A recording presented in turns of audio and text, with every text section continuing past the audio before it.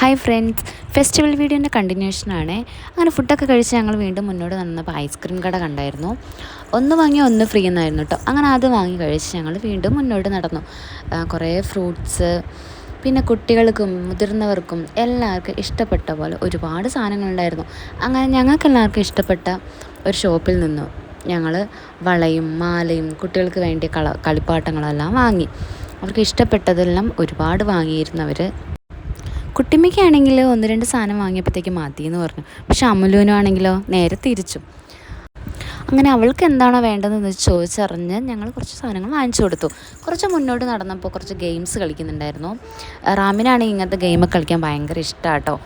അങ്ങനെ ഫിഷ് ബോട്ടിൽ നമ്മളൊരു റൗണ്ട്സ് തരും, അതിടുകയാണെങ്കിൽ കിട്ടുന്ന ഫിഷ് ബോട്ടിൽ നമുക്ക് എടുക്കാം കേട്ടോ.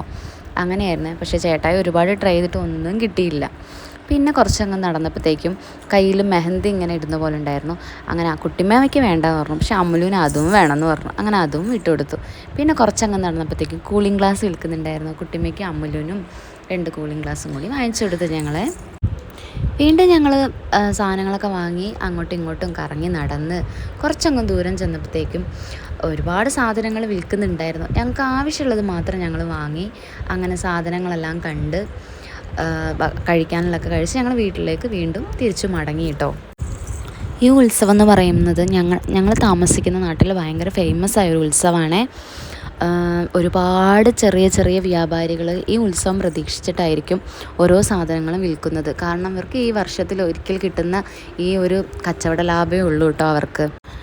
വീട്ടിലേക്ക് തിരിച്ച് മടങ്ങുന്ന വഴിയിലും ഒരുപാട് സാധനങ്ങളുണ്ടായിരുന്നു. കുട്ടികൾക്ക് കണ്ട് മതിയാവുന്നില്ല. അങ്ങനെ ഓരോ സാധനങ്ങളും ഞങ്ങൾ കണ്ട് വീണ്ടും അവർക്ക് എന്താണോ വേണ്ടതെന്ന് വെച്ചാൽ ചോദിച്ച് ഞങ്ങൾ വാങ്ങിച്ചു കൊടുത്തായിരുന്നു. ഈ കാണുന്ന സാധനങ്ങളൊന്നും വാങ്ങിച്ചു കൊടുക്കാൻ എനിക്ക് തീരെ താല്പര്യമില്ല കേട്ടോ കുട്ടികൾക്ക്. കാരണം എന്താണെന്ന് വെച്ചാൽ അവർ 2 ദിവസം ആ സാധനങ്ങൾ വെച്ച് നന്നായിട്ട് കളിക്കും. 3-ാമത്തെ ദിവസം ഓരോ സ്ഥലത്തായിരിക്കും. പിന്നെ അവരത് തൊട്ട് നോക്കില്ല. പിന്നെ ചേട്ടായിയുടെ നിർബന്ധവും പിള്ളേരുടെ ആഗ്രഹവും എന്ന് പറഞ്ഞിട്ടാണ് അത് വാങ്ങിച്ചു കൊടുക്കാൻ ഞാനും സമ്മതിച്ചത്. ഉത്സവ കാഴ്ച കണ്ടതിന് ശേഷം ഞങ്ങൾ വീട്ടിലേക്ക് മടങ്ങിയെത്തി.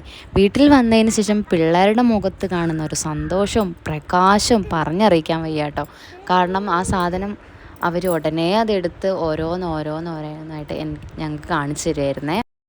ഒരുപാട് രാത്രിയായി, രാവിലെ കളിക്കാമെന്ന് പറഞ്ഞാൽ അവർ കേൾക്കണ്ടേ. അത് ഓരോരോ സാധനം എടുത്ത് ഞങ്ങൾക്ക് ഓരോന്ന് കാണിക്കുക.